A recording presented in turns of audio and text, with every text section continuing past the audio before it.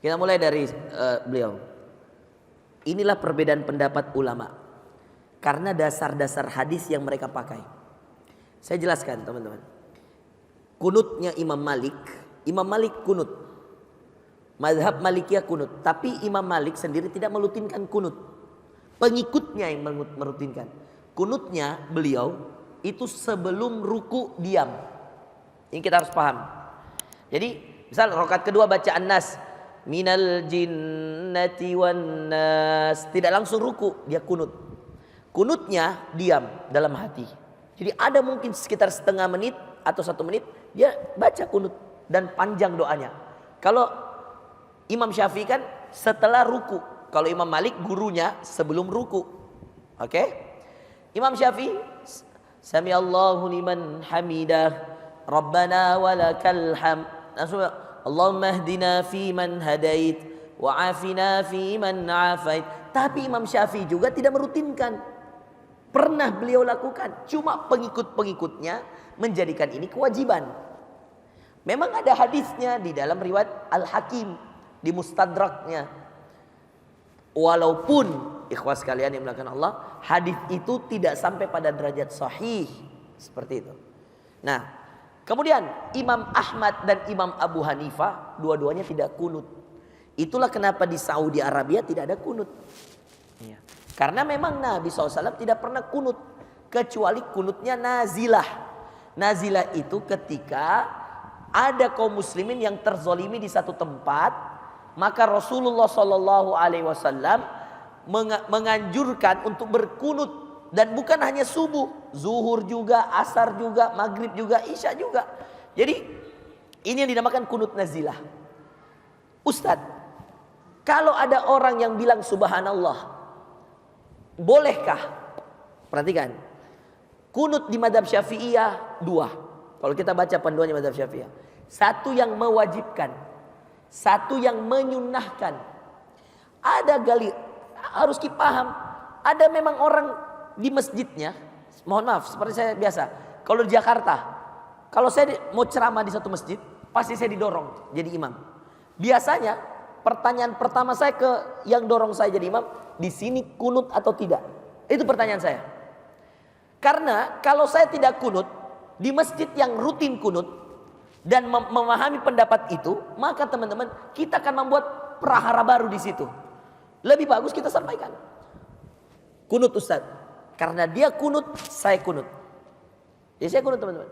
Jadi sah nggak orang sholatnya ketika dia kunut? Sah. Ustaz, kalau dia lupa, imamnya lupa, makmumnya bilang subhanallah, boleh nggak? Boleh di mazhab Syafi'iyah. Artinya itu imam dianggap dia lupa 1 di antara kewajiban subuh, yaitu kunut.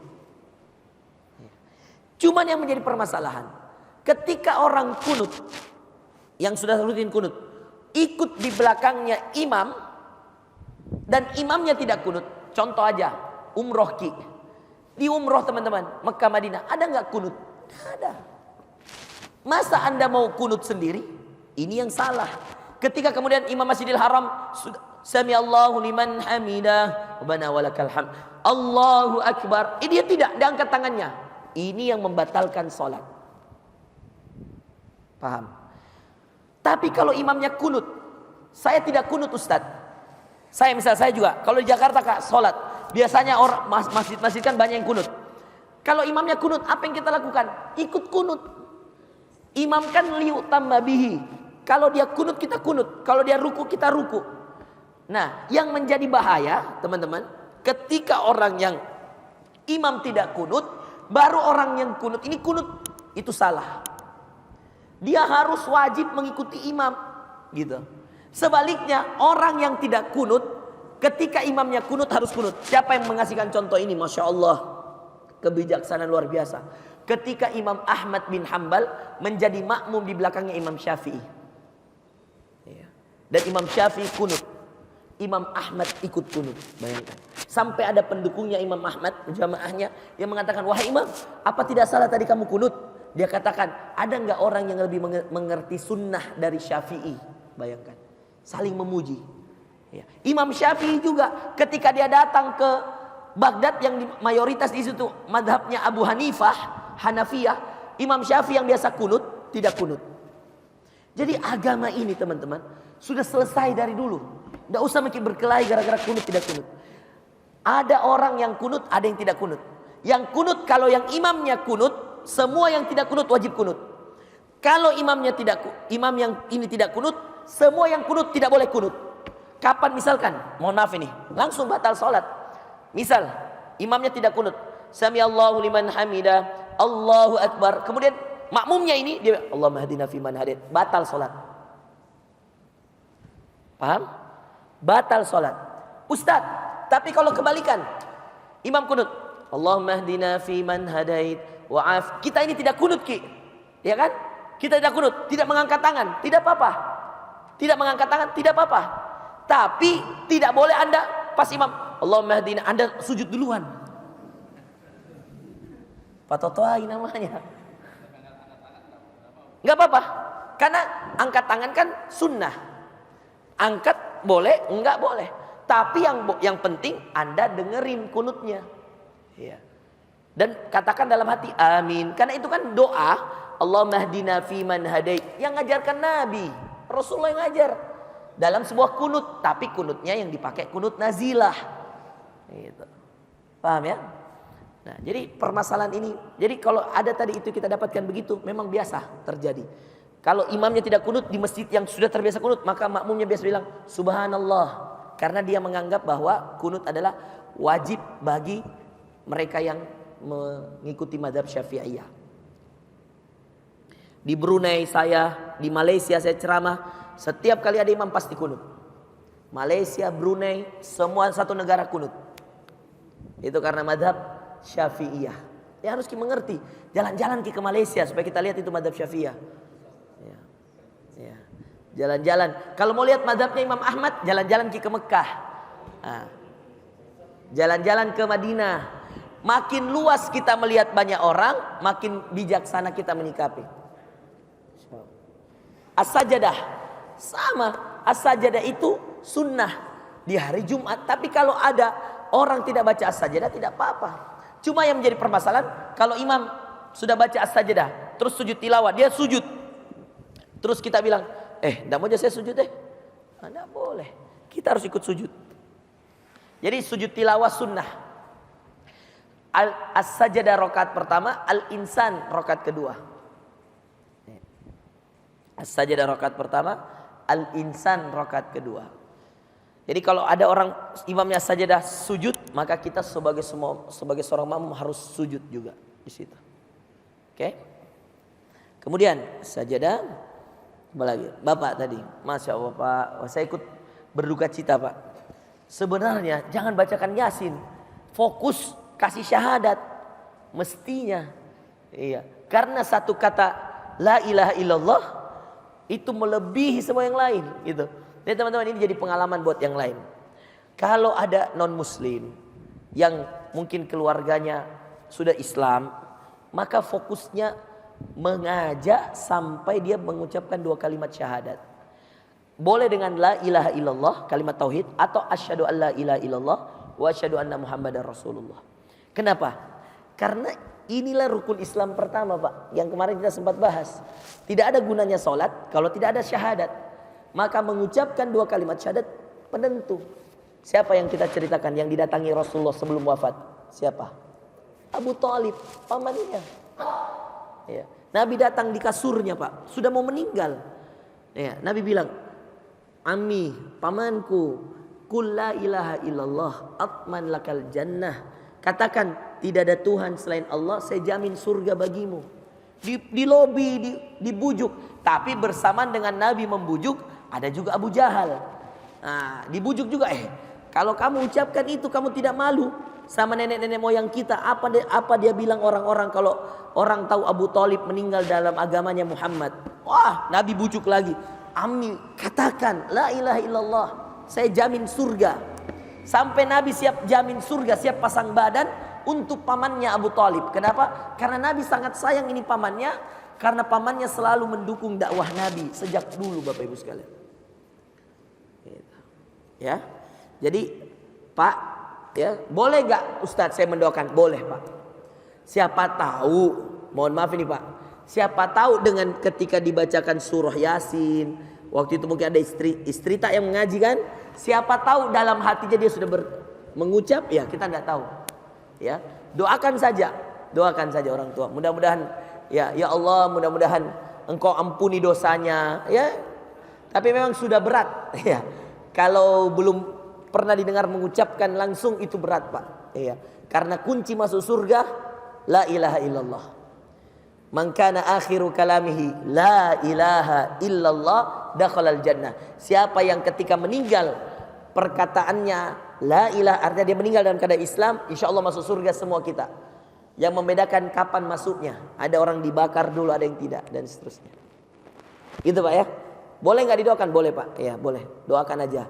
Mudah-mudahan Allah, mudah-mudahan siapa tahu dengan doa tak, ternyata dia sudah mengucapkan dan ditahu toh, siapa tahu dia tidak mau kasih tahu yang lain, ya kan?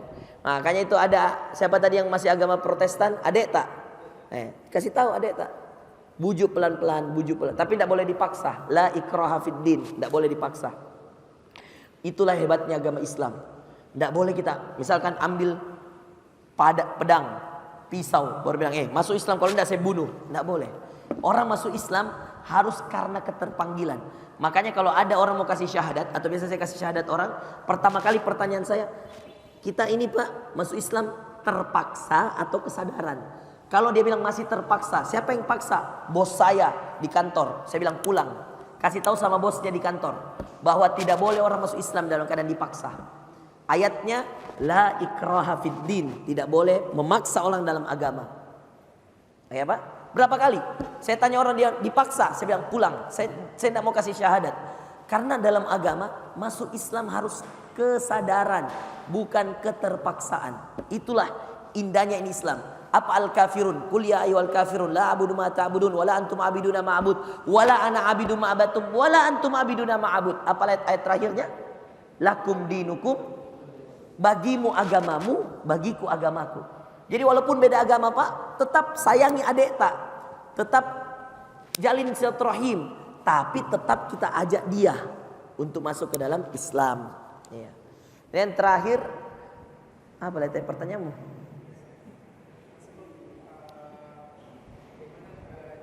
Oh iya, ku ingat nih, bagaimana caranya membedakan, memilah mana yang diikuti ketika di ustadz ini bilangnya ini bid'ah, di ustadz ini bilangnya tidak. 3 teman-teman, caranya 3. Pertama, kamu tanya orang yang betul-betul kamu anggap orang ini bisa kamu percaya ilmunya, ya kan? Contoh kamu, ustadz siapalah kamu percaya, misal saya lah, anggap kamu percaya sama saya, kau WA saya, ustadz, saya dengar ustadz A bilang begini, ustadz B bilang begini. Nanti tugas saya memberikan kepadamu data-data. Ini hadisnya ustadz A, ini hadisnya ustadz B. Hadisnya Ustadz A, Bukhari, hadis sahih. Hadisnya Ustadz B, hadis dhaif, Ibnu Majah misalkan. Maka kalau saya saran dek, kamu ikut ke hadis Ustadz A, karena itu lebih benar. Inilah yang dinamakan fas'alu ahla dzikri in kuntum la ta'lamun. Tanya orang yang berilmu ketika kamu tidak tahu. Yang kedua, caranya gampang. Zaman sekarang kan, kita bisa memilah-milih sesuatu dan bisa mengecek kebenaran. Kamu baca dulu literasi. Kamu baca literasi. Paling pertama kamu tanya ustadz. Kedua kamu baca literasi. Apa? Misal kamu googling di situ Al-Manhajkah atau apakah di situ yang kamu betul-betul bisa lihat ustadznya, penulisnya bagus. Siapa kira-kira ustadz yang menulisnya bagus itu? Kamu cari apa dalilnya dia. Oh ini yang membid'ahkan, ini dalilnya. Oh ini tidak membid'ahkan, ini dalilnya. Kemudian ada cara yang ketiga deh, yang juga bagus. Kamu datang ke kajian-kajian majelis ilmu. Di majelis ilmu bertanya sama ustadz tentang apa yang kemudian kamu ingin tahu. Nah itu 3 hal. Tapi jangan lalu antum putuskan sendiri tanpa bertanya konsultasi. Siapa yang gurunya? Bapak Ibu perhatikan, ini nasihat syekh saya. Siapa yang gurunya buku, maka kesesatannya lebih banyak daripada kebenarannya. Makanya dulu zaman sahabat tidak ada buku. Bahkan Nabi melarang sahabat menulis buku, menulis Quran. Bayangkan sahabat mau tulis Quran dilarang sama Nabi. Karena Nabi takut itu tulisan, sahabat tidak bisa bedakan mana perkataan Allah, Quran, dan mana perkataan Nabi. Makanya kapan penulisan Quran mulai dimulai? Setelah Nabi wafat, zaman Abu Bakar. Kenapa dimulai penulisan Quran? Karena sudah banyak penghafal Quran yang meninggal. Maka dikumpul itu. Abu Bakar meninggal, belum selesai. Dilanjutkan Umar bin Khattab, penulisan Quran. Dikumpul semua penghafal Quran. Umar meninggal, belum selesai. Dilanjutkan Utsman. Utsmanlah yang berhasil mengumpulkan 30 juz, mulai dari Al-Fatihah sampai An-Nas, dari sahabat-sahabat yang menghafal Quran. Bayangkan, Utsman bin Affan. Makanya kalau kita lihat Quran itu ada biasa tulisannya Mushaf Utsmani. Kenapa namanya Utsmani? Karena Utsman yang kumpulkan, Utsman yang susun. Iya. Sesuai dengan hafalannya para sahabat yang diajar Nabi. Oh, Al-Fatihah dulu, baru Al-Baqarah, baru Ali Imran, baru An-Nisa, baru Al-Maidah. Makanya sampai kiamat tidak akan bergeser. Tidak mungkin Al-Falaq dulu baru An-Nas. Tidak boleh An-Nas dulu baru Al-Falaq. Pasti Al-Falaq dulu baru An-Nas. Itu susunan sudah paten. Al-Fatihah dulu baru Al-Baqarah, baru Ali Imran. Dan itu bisa dihafal. Makanya inilah kitab Al-Quran, kitab kita yang paling tidak ada keraguan di dalamnya, sudah paling benar dan bertahan sampai kiamat.